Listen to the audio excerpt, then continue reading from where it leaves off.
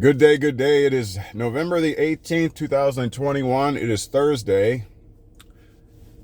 It's getting colder in the Midwest. But nonetheless, let's get moving. I don't want to keep you on here too long. Just doing the workout thing, early AM. Well, kind of late today. But I wanted to get on here and talk about a couple things. Rights, identity, government, etc., etc. All right? So think of this. Imagine this, if you will. A chess game. All right, a chess game, it has multiple different parts or pieces, right? To include the board itself. All right, checkered board. All right, all you Freemasons, you know what the deal is. Anyhow, now each of those pieces have an assignment, has a particular duty, has a skill, has a rank in the society being the chess game as a whole. And you know the rank that each one of those chess pieces have or has based on what? Furthermore, you know the adversarial positions based on what? In other words, you know the opponent, okay, based on what?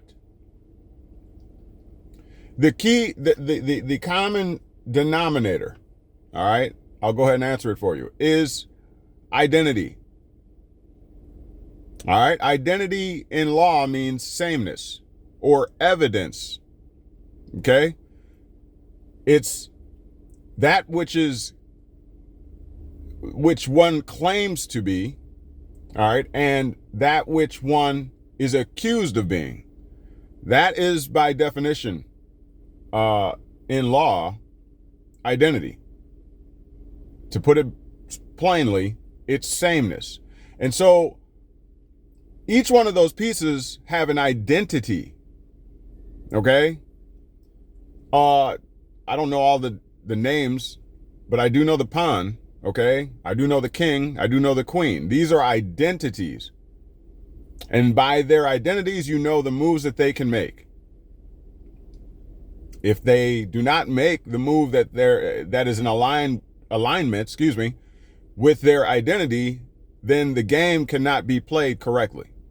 Then there is in basketball, it'd be a foul, right? Okay.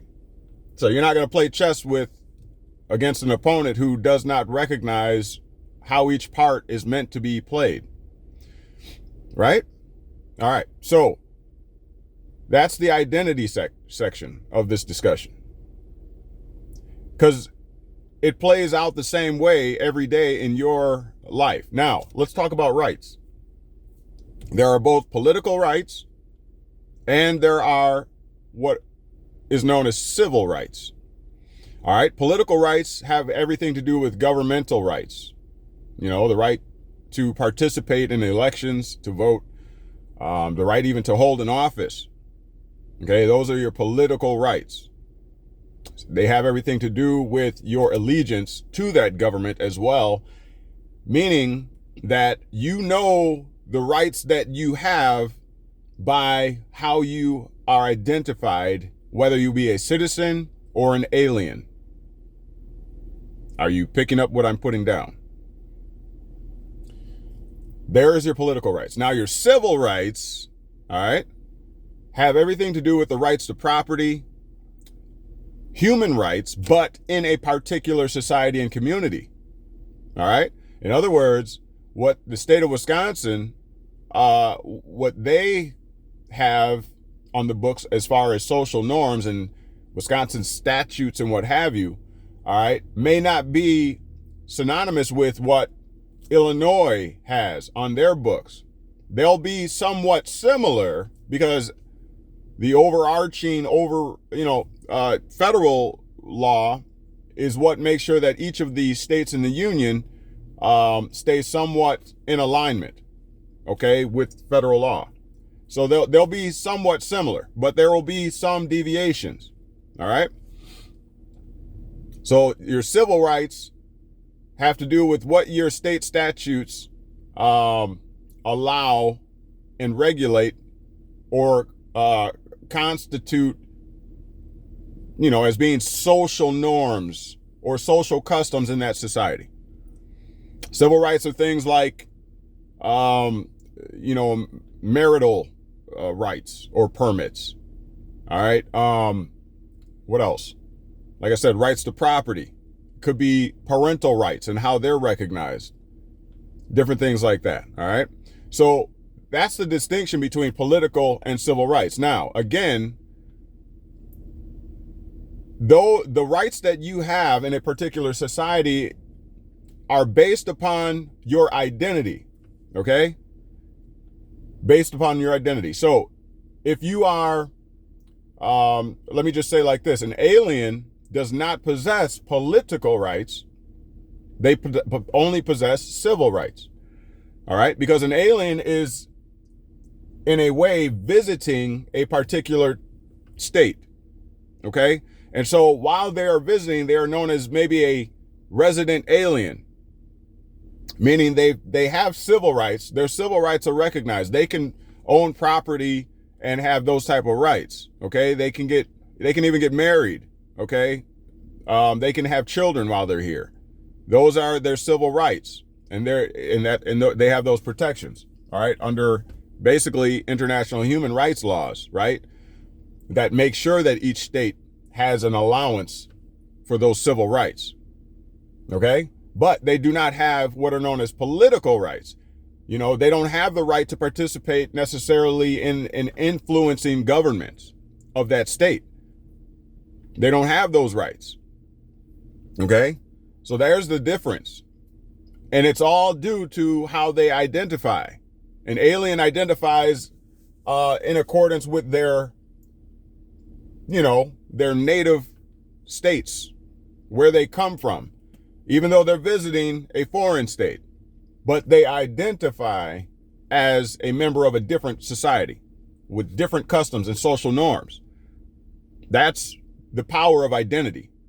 Now, it's 7 minutes and 20 seconds, so I don't want to belabor the point. I think you can you're picking up what I'm putting down. So here's the thing. In the SS5 form, if you've paid any attention to any videos that I've done, I've outlined many times that talks about the ways that you can prove your identity. Okay, identity is proven in 3 ways in accordance with the SS5 form. And one is through the driver's license, AKA, your identification card. The other one is a non-driver's identification card. And the other is the U.S. passport. These 3 instrumentalities of state, if you'll notice in the SS5 form, it'll also say that they are state issued. No, excuse me, strike that. They are U.S. state issued instruments. You'll notice it says that. Check out the SS5 form, look it up, Google it. And look at the application. It's on page 2, and there's 5 pages total. Look on page 2, look under proof of identity or evidence of identity, whichever. All right. And so this is what I wanted to jump on here and say. Now, to bring it all home, governments do not exist without a people who identify in a particular way. Let me say that again. Governments do not exist unless a particular people identify in a particular way. Meaning it takes 5 individuals or more, or let's just say 2 or more, to say that we identify together as this. And then they can set up a government over them who will enforce or protect those rights, those civil and political rights underneath what they have set up, what they think in tandem like or as, okay, as a group. And you have that right. Remember the right to assemble? Right, you have that right. So what I'm saying is, again, is that that's how governments are formed. But if a people do not identify together, there can't be a government. Okay, so furthermore, there has to be controversy, adversarial goings-ons. There has to be some strife in order for a people to become segregated, so that they begin to come together in that, throughout that segregation, forming little pockets of people known as societies. There has to be division of a multiplicity of nationalities and people in order for governments to even be formed. So can you see the hand of man? Can you see man causing war in hopes to ascertain more power and influence? Kingships, monarchies, dictatorships. Can you see it? Revolutionary war. Can you see it? Because governments cannot be formed, once again, if all of us are together in love and harmony. We would just be a large mass of loving people with no need of government, because we would appreciate each other's differences and it wouldn't be a bother. But then governments would not exist. And so what it takes, once again, in closing, is for there to be division. And then that division will lead to hatred, strife, animosity, and eventually war. And that war will cause hunger, debt, and all other negative results. Okay? And then the people will need a savior. And one man will stand up and act in the role of a savior and get certain folk to coagulate, if you will, come together. And then those people will recognize that they are different from those people over there, and those people will begin to coagulate. So now everybody will take on a new identity. I'm black, I'm white, I'm red. And that is what government needs to exist, is for people to recognize the division within and without, and then to form prejudice and then gain an identity so that they can have an upper hand, if you will. And ergo, the feudal wars, the serfs, the feudal wars and what have you, enslavement. See the rollout? But it all started with someone pointing out a division. Someone saying that this side over here is better than that side over there.